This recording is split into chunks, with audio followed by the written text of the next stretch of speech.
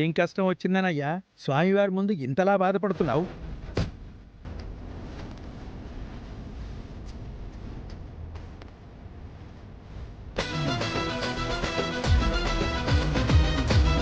ఆపరేషనా? ఎంత అవుతుంది డాక్టర్ గారు? ఒక 10 లక్షల వరకు అవ్వచ్చమ్మా. 10 లక్షలంటే డబ్బులు తెచ్చానన్న అమ్మకి ఇంకేం భయం లేదు. ఆపరేషన్కి డబ్బులు కట్టేద్దాం నాన్న.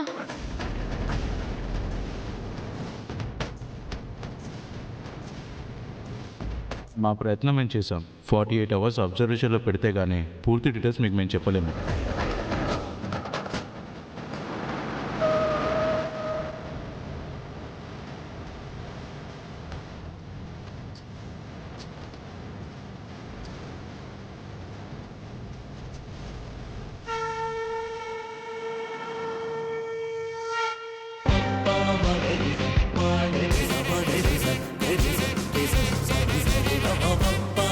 ఇప్పటి వరకు నీ కన్నీళ్లతో స్వామివారికి నీ కష్టాన్ని చెప్పుకున్నావు. అంతే భక్తితో నా కష్టం తీర్చు స్వామి అని ఆలయం చుట్టూ అంగప్రదక్షిణ చేశావంటే మీ కష్టం తీరి మీ శ్రీమతి గారు త్వరగా కళ్ళు తెరుస్తారు. అలాగే స్వామి, మీరు చెప్పినట్టే చేస్తాను.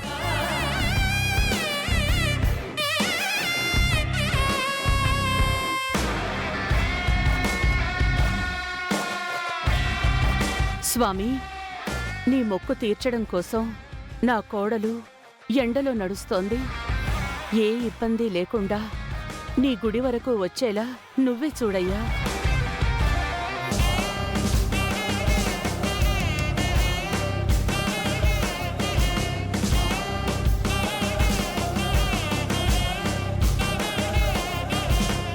ఓం నమః శివాయ.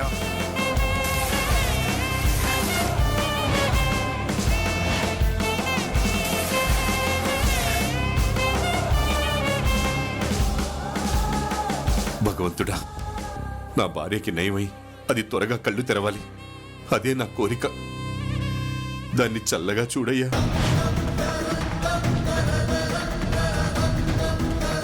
వదినా, రోజా రాకుండా మనం మాత్రమే గుళ్ళోకి ఎలా వెళ్తాం వదినా?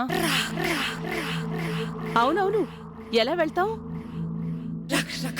రోజా వచ్చే వరకు అందరం ఇక్కడే ఆగి ఎదురు చూద్దాం. పర్వాలేదురామా, కొత్తగా అవతల వాళ్ళ గురించి ఆలోచిస్తున్నావు. గుడ్. ఆలోచించకుండా ఎలా ఉంటానండి? ఇప్పుడు రోజా మన కోడలు. అత్తనైనా అమ్మనైనా ఇప్పుడు నేనే కదా. రమాదేవి యాక్టింగ్ ఎరగదీస్తుంది కదా. ఇదంతా చూసాకే మాట నిలబెట్టుకుంటుంది అన్న నమ్మకం వచ్చింది. ఏదో వదిలేసి వచ్చానే గాని నా మనసంతా అక్కడే ఉంది. ఎలా ఉందో ఏంటో.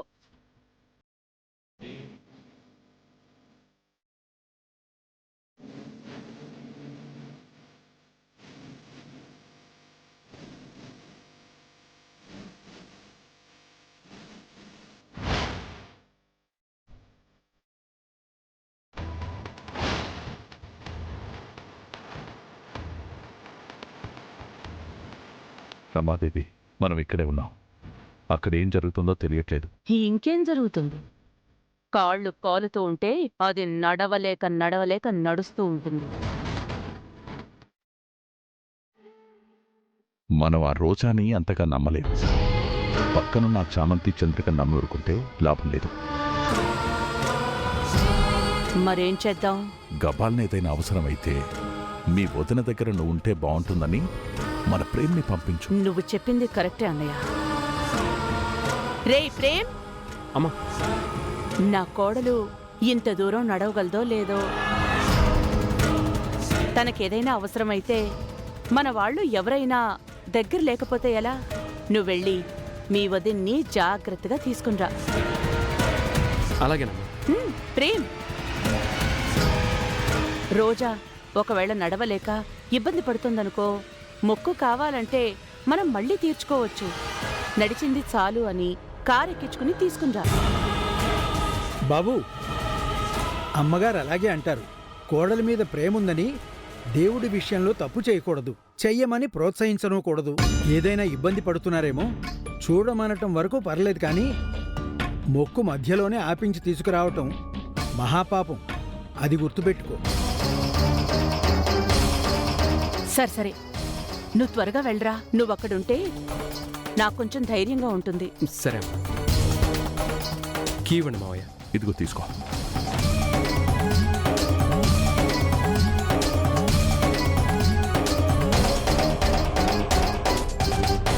Thank God. నా జామ్ని అలాగే వదిలేసి వచ్చానని బాధపడ్డాను. నేను జామ్ని దగ్గరుండి చూసుకోవడానికి ఈ అవకాశం నువ్వే ఇప్పించావు.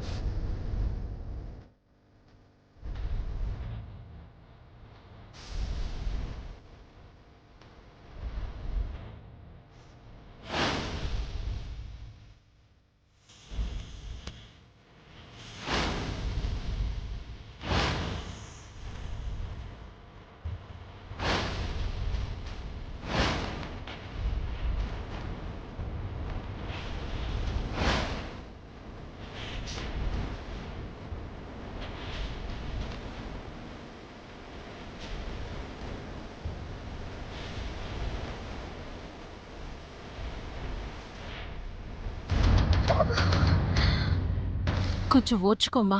దేవుడి మొక్కు అన్న తర్వాత ఆ తండ్రి మీద భారం వేసి నడవడమే. ఏంటి నడిచేది? నా వల్ల అవ్వట్లేదు.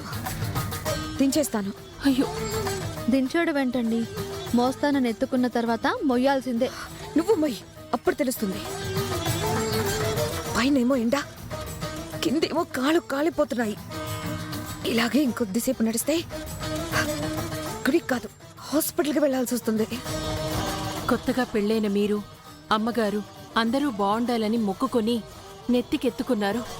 మధ్యలో దించితే అది కుటుంబానికే మంచిది కాదమ్మా. అందుకని అందరి కోసం నన్ను చచ్చిపోమంటారా? ఇంక నా వల్ల కాదు. నేను దించేస్తున్నాను. దేవుడితో ఆటలాడుతున్నారా? అలా చేస్తే మీ వల్ల అందరూ బాధపడాల్సి వస్తుంది. అందరూ బాగుండాలని అంతగా కోరుకునేదానివైతే నువ్వే మొయ్యి. నేనైతే దించేస్తున్నాను. ఒక్క నిమిషం.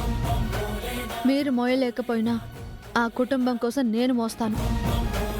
దేవుడు మీకిచ్చిన అదృష్టాన్ని మీ చేతులారా నాకిస్తుంటే కాదని ఎలా అంటాను? సంతోషంగా మోస్తాను. అత్త, నువ్వే నీ చేతులారా నా నెత్తిన పెట్టు.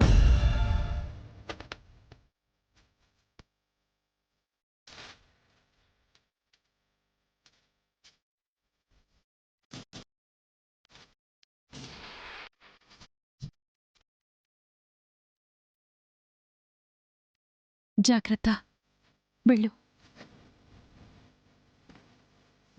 సంతోషంగా మోస్తానన్నావు కదా, మొయ్. ఈ ఎండలో ఇంక నేను ఉండలేను.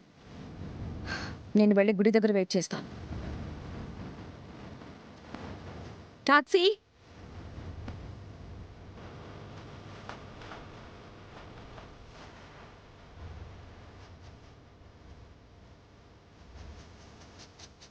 దేవుడి విషయంలో ఏది జరిగినా అంతా మంచికే జరుగుతుంది.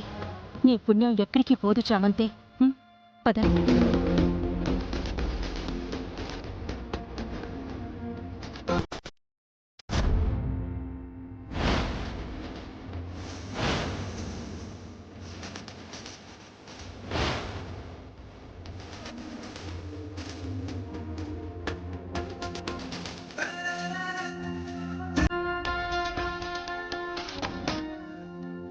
రోజా ఏంటి ఇంకా రాలేదు?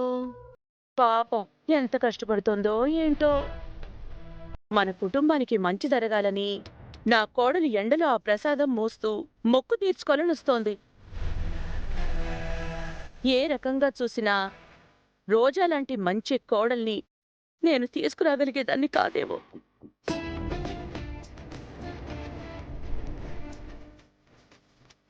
ఇదేంటి పడిపోయిందనో, ఎండలో మోయలేక పారిపోయిందనో ఫోన్ రావాలి కదా.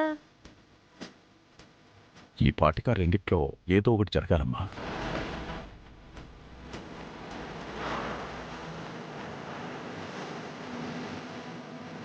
కొంపదీసి అది అలా మోసుకుంటూ వచ్చేది కదా.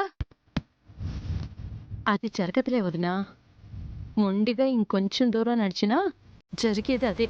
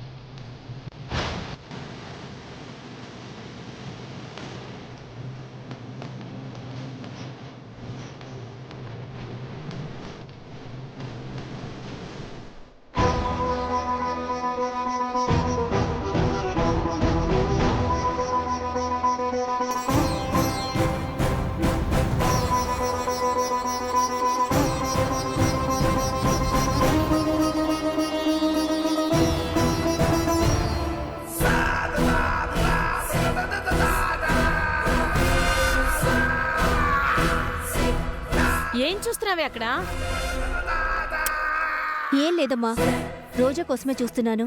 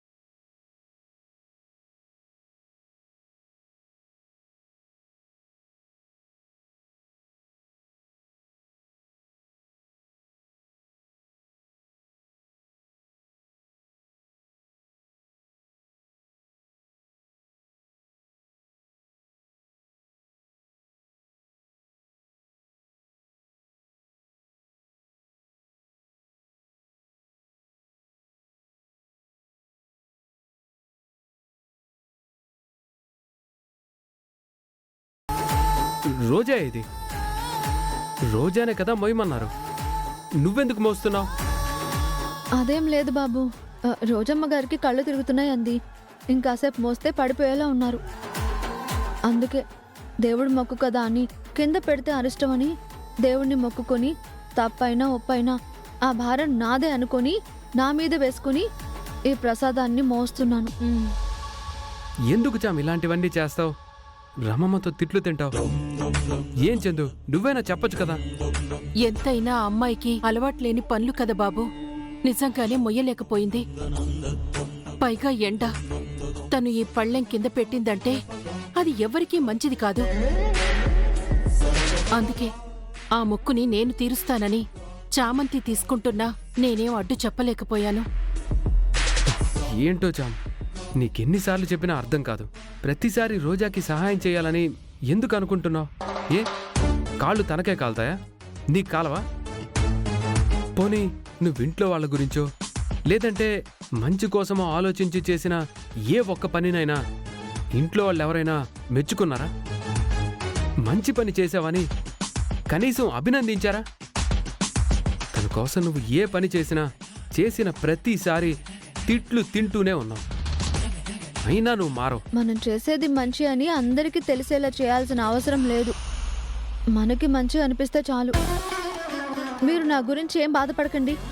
దేవుడి మొక్కు నేను సంతోషంగా తీరుస్తాను. ఈ ఎండలో మీరెందుకు? మీరు కారులో ఉండండి, మేము వచ్చేస్తాం. ఏం పర్లేదు, నువ్వు ఎండలో వస్తుంటే నేను మాత్రం కారులో వస్తానా ఏంటి? నేను మీతోనే వస్తాను. ఎందుకు బాబు? మళ్ళీ అమ్మగారు చూస్తే తిడతారు. మీ ఇద్దరిని చూసినా తిడతారు. అసలు నన్ను పంపించిందే వదిన ఎలా వస్తుందో చూసి రమ్మని. నేను వెళ్ళానంటే వదినని తీసుకురాకుండా ఎందుకు వచ్చావని అంటారు. రోజా లేదనే చెప్పాల్సి వస్తుంది. అవసరమా? రండి వెళ్దాం.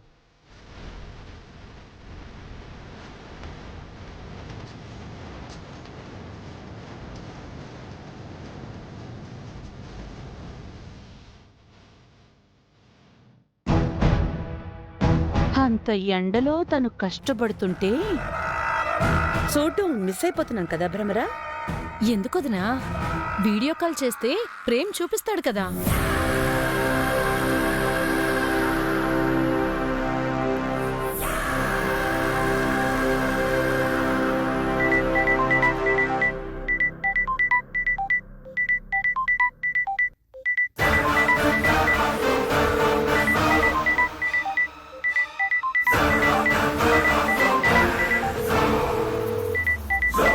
రే, ఏమండి మీ వదిన నడుస్తుందా? పాపం ఈ ఎండకి ఎలా నడుస్తుందో ఏంటో. నా కోడలు ఎలా ఉందిరా? అసలు నడవగలుగుతుందా లేదా? లేదమ్మా, నడుస్తుంది.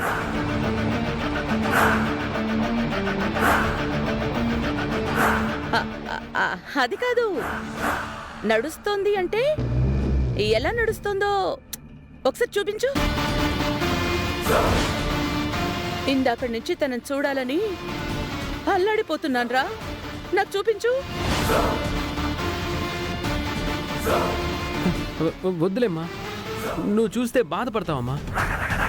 అంటే అంత కష్టపడుతుందా నా కోడలు?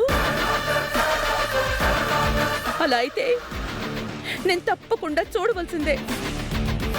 ఒక్కసారి చూపించరా. ఎండన పడి ఎంత బాధపడుతుందో, ఎంత అల్లాడిపోతుందో. నా కోడల్ని చూపించమంటే నువ్వు చూపించవేంట్రా?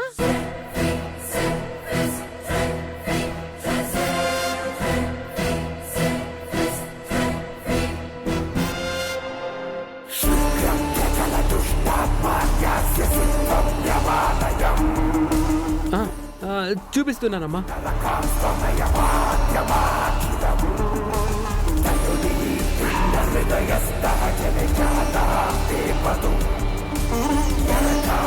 రే, నా కోడల్ని చూపించమంటే సూర్యుని చూపిస్తావేంటి? అంటే ఎండలా ఉందమ్మా. తన ఫేస్ చూపించాలంటే డైరెక్ట్గా లెన్స్ మీద సన్ రేస్ పడుతున్నాయి. చూడు. సరే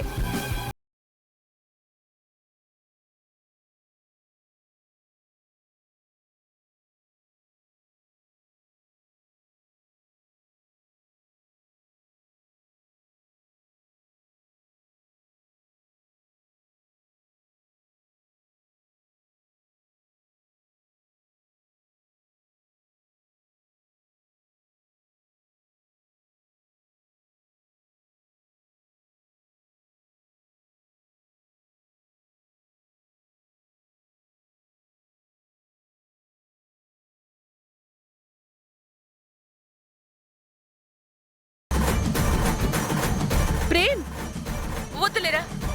చాలు, నేను ఇంక చూడలేను. మిట్ట మధ్యాహ్నం ఆ ఎండలో నా కోడలు ఒట్టి కాళ్లతో ఆ విధంగా నడుచుకుంటూ వస్తుంటే నేను చూడలేకపోతున్నాను. కాళ్ళ నొప్పులు వచ్చేస్తాయిరా. తను రాగానే డాక్టర్ గారికి చూపించాలి. ప్రేమ్, దగ్గరుండి రోజాని జాగ్రత్తగా తీసుకురా. అలాగే అమ్మా.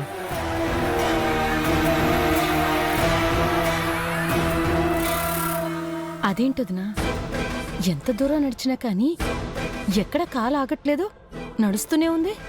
నేనే మొండిదాన్ని అనుకుంటే నాకంటే మొండిదది. ఇంకా రావాల్సిన దూరం చాలా ఉంది కదా. నాకు తెలిసి అది ఎక్కడ దాకా రాలేదు. చూద్దాం ఇంకెంత దూరం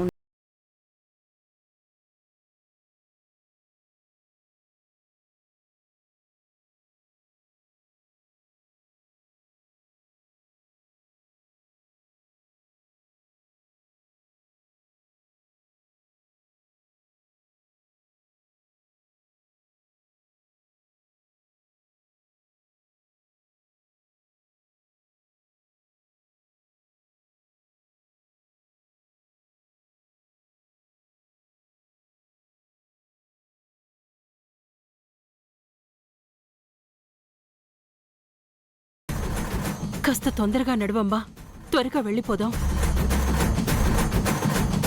చామ్, నీకెందుకు ఈ కష్టం? పద, కారులో వెళ్ళిపోదాం. ఇంత దూరం నువ్వు కష్టపడి మోసినా తీరా అక్కడికి వెళ్ళాక ఆ రోజా చేతికి ఇవ్వాల్సిందే కదా. కష్టం నీది, అందరి దగ్గర మెప్పు మాత్రం ఆవిడదా? అయినా వాళ్ళ మొక్కు వీళ్ళ మొక్కు నువ్వెందుకు మోయడం? మోసింది చాలు, కారులో వెళ్ళిపోదాం పద. చూడు బాబు, దేవుడి విషయంలో అవతలి వాళ్ళ మొక్కు కూడా మనం తీర్చే అవకాశం ఇచ్చాడంటే అది మన అదృష్టం బాబు. మొక్కుబడి మొక్కుకున్న మీరు ఏ కారణం చేతైనా తీర్చకపోతే అది ఎవరో ఒకరు తీర్చాలి. లేకపోతే ఆ ఇంటికి కీడు జరుగుతుంది. నీకు జరగదు కదా. అదేంటి బాబు అలా అంటారు? నాకు మీకు మనందరికీ నీడనిచ్చే ఇల్లది. ఒక పూట అన్నం తింటున్నాము అంటే వాళ్ళిచ్చిన డబ్బులతోనే కదా. యజమాని తిట్టినా కొట్టినా ఉప్పు తిన్న విశ్వాసం ఉండాలి.